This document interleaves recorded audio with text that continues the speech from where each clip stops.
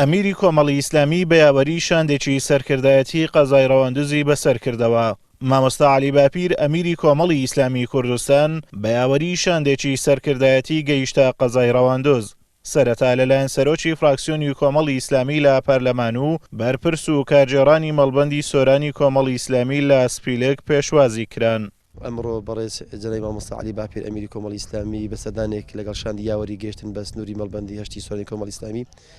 ئێمە وەکو مەڵبەند خۆشحاڵین بەم سەردانە کە ئەم سەردانی مامۆستا پێکهاتە بوو لە بەسەرکردنەوە و سەردانی قایمقامی ڕەواندز و ناحیەی وەرتێ کە ئەم جۆرە سەردانانە بۆ ئەم شوێنانە مانا و واتای خۆی هەیە و زۆر سوپاسی ئەم خەڵکی ئەم دەڤەر ئەکەین کە زۆر بە خۆشحاڵیەوە بە خزمەتەوە پێشوازیان کرد لە جەنابی مامۆستا و وەفدی یاوەری. سەردانەکەەوە چەندین سەردانی کۆمەڵایەتی گرنگی لە خۆی گرتە بوو لە کەسایەتیە ناودارەکان و دیارەکانی مەنتیقەی دۆڵی وەرتە و خانەقا و ڕەواندز. دواتر مامۆستا عەلی باپیر و شاندی یاوەری بە هاوڕێتی بەرپرس و کارگێڕانی مەڵبەندی سۆران و ئەنجومەنی ڕەواندزی کۆمەڵی ئیسلامی سەردانی قایمقامیەتی قەزای ڕەواندزیان کرد. لەوێ لەلایەن کوێستان ئەحمەد قایمقامی قەزای ڕەواندز و بەرپرسە ئیداریەکانی قەزاکە پێشوازی کران و خۆشحاڵیان بەو سەردانەی دەربڕی. هەر لە درێژەی سەردانەکەی بۆ دەڤەری ڕەواندز ئەمیری کۆمەڵی ئیسلامی و شاندی یاوەری ناحیەی وەرتیان بەسەر کردەوە و لەلایەن بەڕێوەبەری ناحیەوە پێشوازی کران. بەڕێوەبەری ناحیەی وەرتێ ئەم سەردانەی مامۆستا عەلی باپیری بەگرنگ بۆ ناوچەکە وەسف کرد. ئەمڕۆ کواگەدارن بەڕێز مامۆستا عەلی باپیر ئەمڕۆ سەردانی قایمقامەتی قەزای ڕەواندزی کرد و ئێمەش لەلای خۆمانەوە پێشوازیمان لێ کرد و بە خێراتنێکی گەرممان لێ کرد. دیارە بەڕێزیان قایمقامەتی بەسەر کردەوە و ئێمە لێ ڕەسپاس و هیوای سەرکەوتنی بۆ دەخوازن.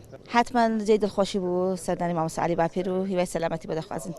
ئەمڕۆ دیارە لە میانەی سەردانەکەی مامۆستا عەلی باپیر کە سەردانی ناحیەی وەرتی کرد ئێمەش بە خۆشحاڵیەوە پێشوازیمان لێ کرد و وەکو دام و دەستگاکانی حکوومەتی هەرێمی کوردستان لە پێشوازی جەنابیاندا بووین و ئێمە بە باشە زانین کەوا ئەم سەردانانە بەردەوام بن نەک لەسەر ئاستی ئەوەی لەسەر ئاستی بەرز و ئەوانە کەوا ببێتە مایەی خۆشحاڵی و هەروە مایەی ئاشبنەوەی گشتلایەنەکانی سیاسی و هەروەها بەرەو یەکڕیزی و تەبایی و هەروەها ڕێخستنەوەی نێوماڵی کورد و هەر لە درێژەی بەسەرکردنەوەی دەڤەرەکە مامۆستا عەلی باپیر و وەفدی هاوڕێی سەردانی دۆڵی خانەقایان کرد و ژمارەیەک مامۆستای ئاینی و ڕیشسپی و پیاوماقۆڵی بەسەر کردەوە.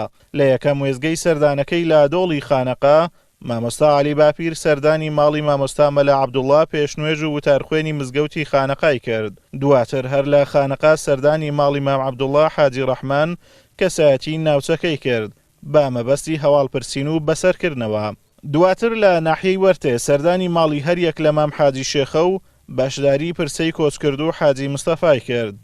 دواتر سەردانی ماڵی هەریەک لە حاجی محەممەد و کاک محەممەد خدر و مامۆستا مەلا عەبدوڵڵای کرد لە ناحیەی وەرتێ.